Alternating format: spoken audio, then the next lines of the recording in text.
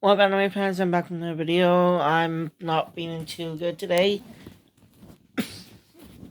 Um, so anyway, I'm once again reviewing My Hero Academia Season 1.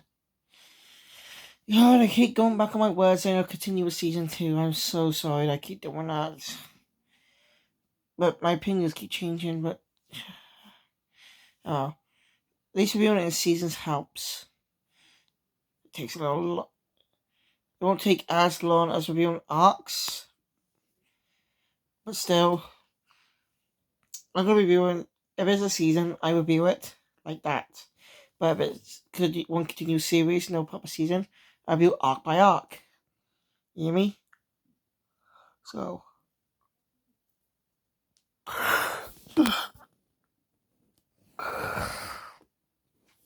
yeah. Anyway, it's pretty late right now. Anyway, if I got a lot of time tomorrow, I'll start watching season 2. Since yesterday I finally completed my Doctor Stone. It's been one to finish watching that. So I'm gonna do the same My Hero Academia. It's gonna take a lot longer though. Season 1's the shortest, but season 2 onwards is longer. I don't get the reason why, but oh well, maybe must be the reason.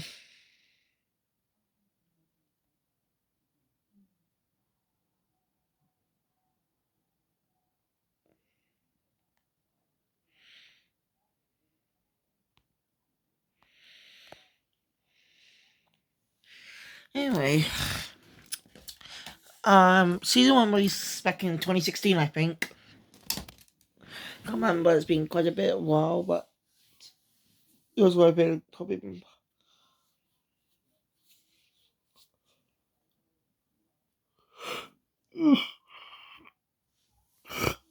As you know, the manga's still ongoing, and there's a spin-off manga called Vigilantes. Should we call My Vigilante Academia? Suppose I haven't seen an anime adaptation yet. Like, seriously, that's popular, and it won't really affect the main story of the series, because it's a prequel. And since season 7 has obviously been announced to continue where season 6 left off, I have no clue where that happens, but season 7 probably be releases sometime next year, or maybe later this year. Which it actually does sometimes do, actually. When seasons begin, my argument sometimes anime seasons, if there are multiple seasons, it releases twice in 1 year. So, if we're lucky, we might see it later this year. Or we might see it next year. We'll have to wait and see.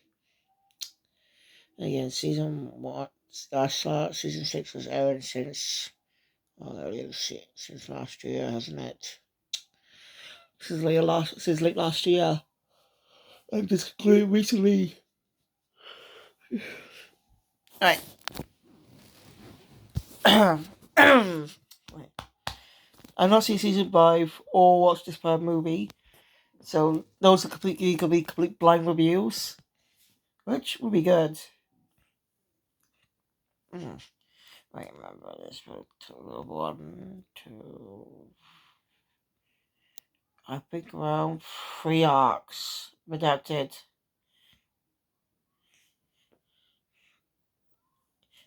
Well, yeah. Arc being told around 3 arcs adapted for the season.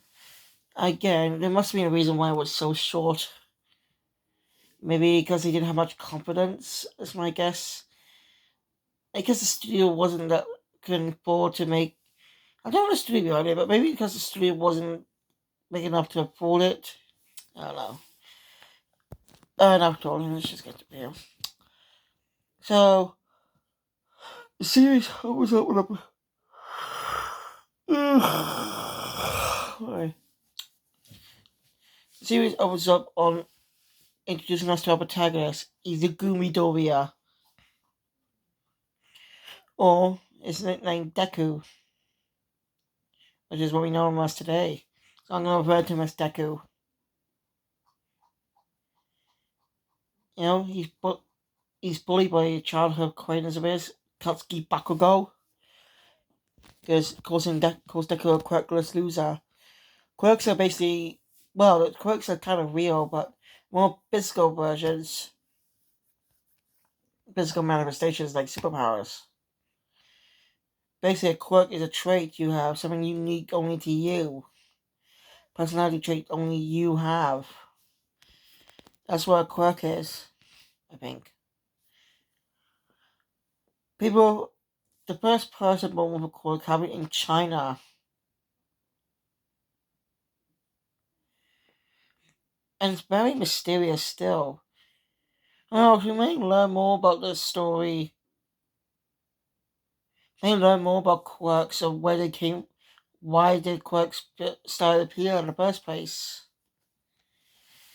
I just hope they tackle that because it's not a big mystery, unlike Doctor Stone, where the whole entire planet, well, every person is swallowed into stone. I don't know, which is going to be solved this year in season 3. Right, some focus. You know, Deku doesn't have a quirk. God, I'm tired. He still wants to be a hero. That's why he gets picked on.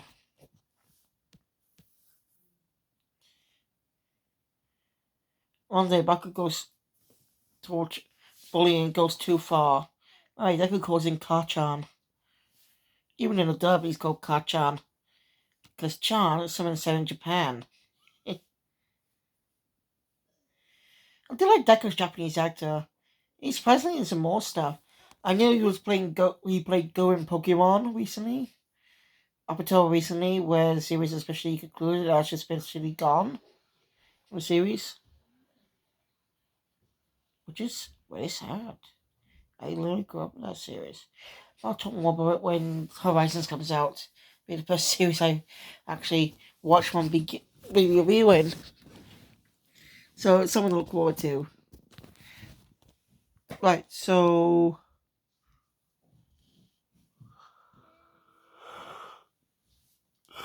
there's a fanboy who obsesses over quirks, and one day Baku goes bullying as pushing the limit.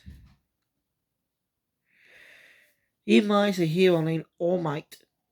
Oh yeah, I forgot to mention about Deku's actor, didn't I? There was some other stuff I forgot to mention. He wasn't an Olympians, but he's mainly one of the voice in Narancia in JoJo's Bizarre Adventure. It's true, you don't know who. You don't know Narancia's a stand used up in Part 5, where it stands called Aerosmith or Matt Low Bomber. Was it Matt Bomber? Low Bomber in the dub. Yeah, a couple of different changes and stuff. The best JoJo's thing I'm gonna do now, though, is gonna be a review on the OVAs. The part 1 film is not available anymore, so we'll probably never see that. We don't know if it's good or bad. Just because it's not people doesn't mean it's bad.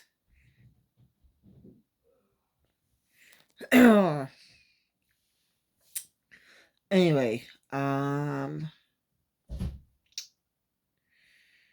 yeah, one day in his way home, he's attacked by a villain, but saved by his favorite hero, All Might. Now, All Might's voice actor is pretty interesting. He has a big career. He's also in JoJo, just in a different part. He plays Muhammad Abdul in part 3. So it's kind of funny. Both of them are in JoJo. Kind of funny. I kind of interested. They worked together before. They recently worked together on All Star Battle R because don't forget he started playing. Deku's actor started playing Narancia in 2018, and either him released in 2015 after Part 3 concluded in Japan.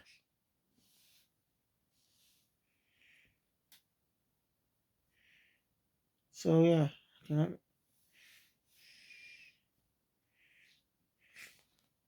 Anyway, he's also got some interesting over careers.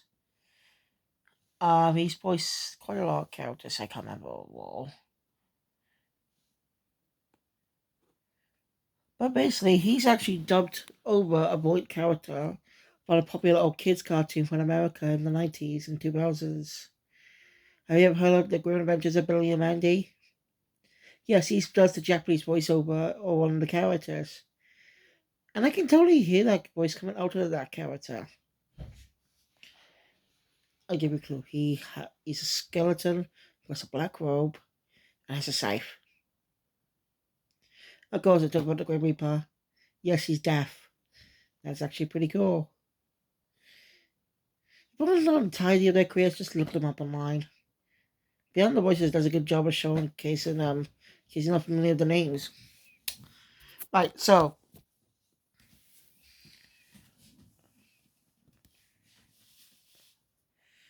Deku does want to ask All a question. Really. That's his niece. Deku actually goes on and ends up in a building. Deku asks this question after apology. Is it possible to become a hero even without quirk? Then discovers All Might's secret.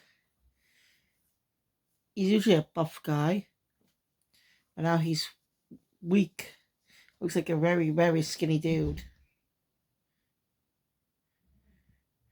Basically, VLT's the recent injury he got years ago caused him to be in a weaker form, which is actually his true form. He'd only be in his hero form 3 hours a day.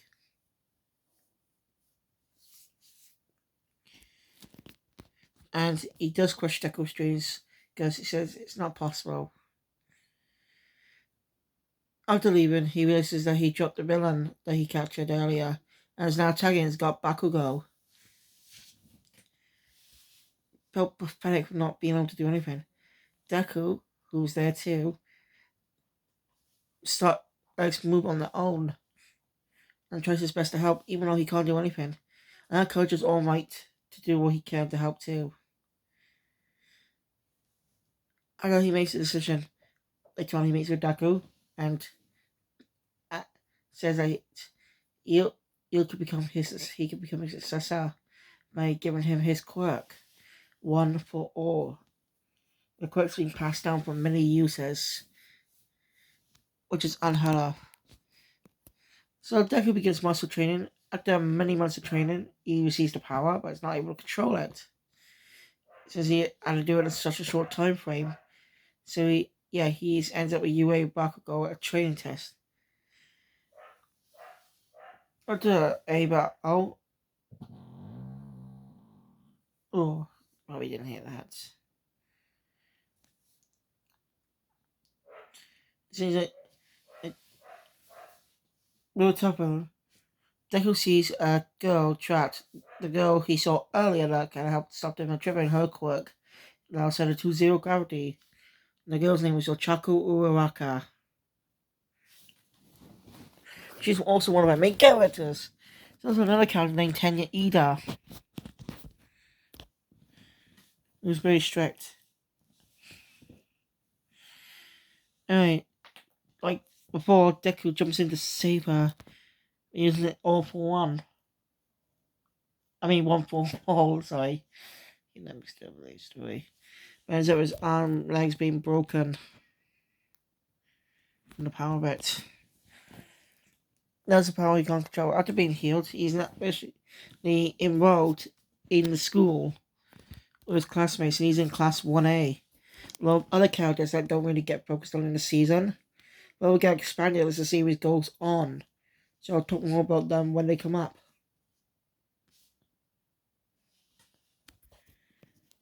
Turns out Oma is also a teacher there.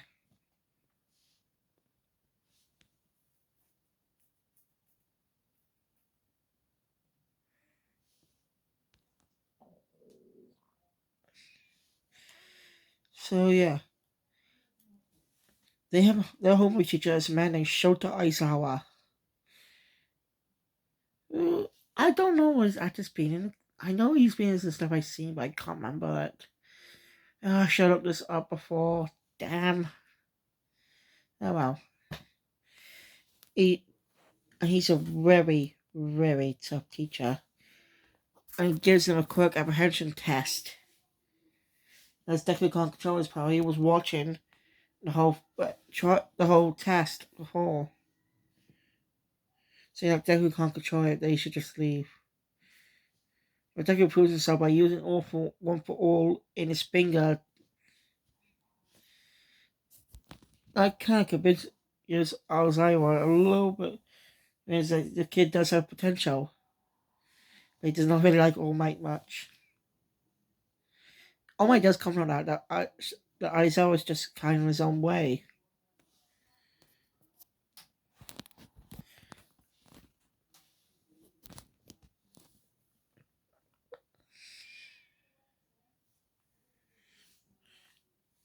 So yeah, now let's do this. And the second class for the day. So the next day they have a class with All Might. Now they do have something referred to as gold, silver, and bronze age costumes, like how we refer to superhero comics, like that too, on specific eras. But they go reverse in that way. All Might's common costume is called the Golden Age, not the Bronze Age. So it's basically going backwards. So this test is more of a situation thing. Two villains have a bomb, and two heroes must stop them. And recognizing that makes so heroes can team up naturally without choosing them. If you get what I mean. So two team. So the teams are chosen are Deku, Uraraka, Bakugo, and Ida. Deku's gonna become friends with the two, not Bakugo, the other two. And villains and heroes. Deku's team's heroes, Bakugo's villains. And Bakugo's pissed thinking Deku's lied to him all these years. Since he didn't have a quote before. And Deku has to keep all for one a secret. One for all. Damn it, again they mixed up. He has to keep one for all a secret. Because All Might wants to preserve the symbol of peace. So villains won't keep. So villains won't show up. That plot point is going to come up in a future story. We'll get there though. We'll get there. So after it was an epic battle. In the end, Deku's team managed to win, but Deku has sacrificed both his arms for it. So for an unconscious Bakugo spirits. A while after, Deku does try to convince him, but it seems Bakugo's kind of cheered up a bit. He's back to his usual self, but to surpass All Might. Deku actually kind of blurted out one for all, but didn't mention who gave it to him or what it's called. Put a pin in that. That's going to come up in a future story. This secret here will come up again later in the series. But again, put a pin in that. We'll get there someday. Okay. So yeah, what? So now, okay. Oh, election class representative election pin. Somehow the media got in through the door because a bunch of villains are planning something as well. Gotta mention that. Even though they have anyway, somehow the media got inside the school, even though they have a top-notch security system. After dealing with the whole situation, seems like someone with a horrible quirk managed to break through. So they decided to double up security for now.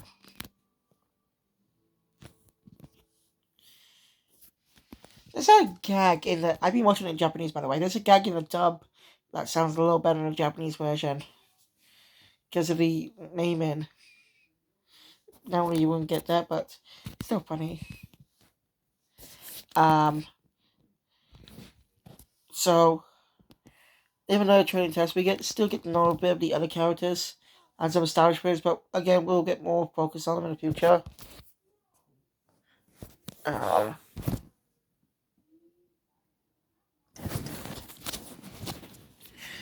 Oh, there's well, I can't remember all of them. There's Tokoyami, Todoroki, Atsu, um,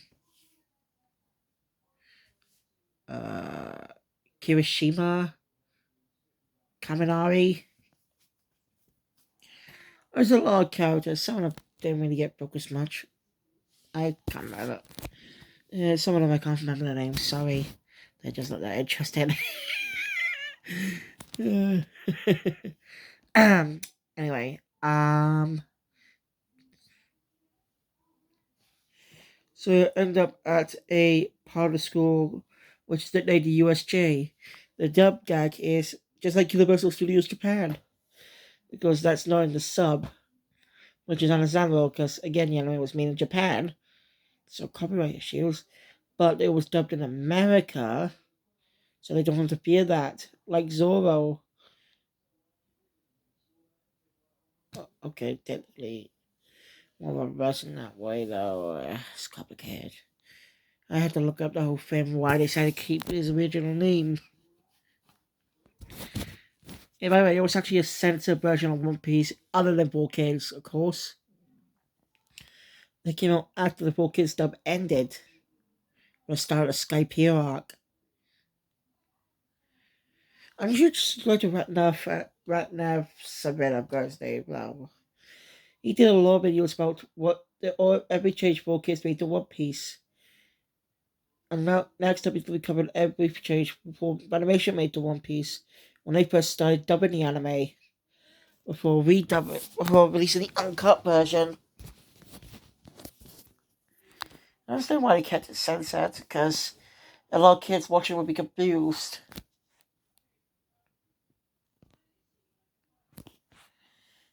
Anyway, I'm back to my everything here. All Might was supposed to show up too, but he used up all his time for now. So he needs time to recharge.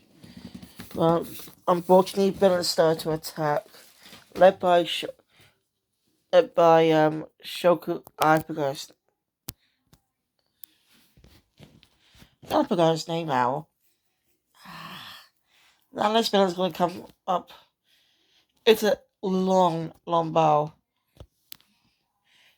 Skip over this. All Might finally shows up after Ida informs him. All Might ends up facing against the creation known as Nomu, who has the law quirks. It's a long fight, but All Might managed to beat him, but used up a lot of his time. Luckily, though, teachers arrived to stop and the two villains escape. Another cover. Aizawa got injured though, and he and another hero 13 are recovering in the hospital. Oh, whatever. But they'll make a good recovery. Deku and Moon might also be injured, but they'll be fine too.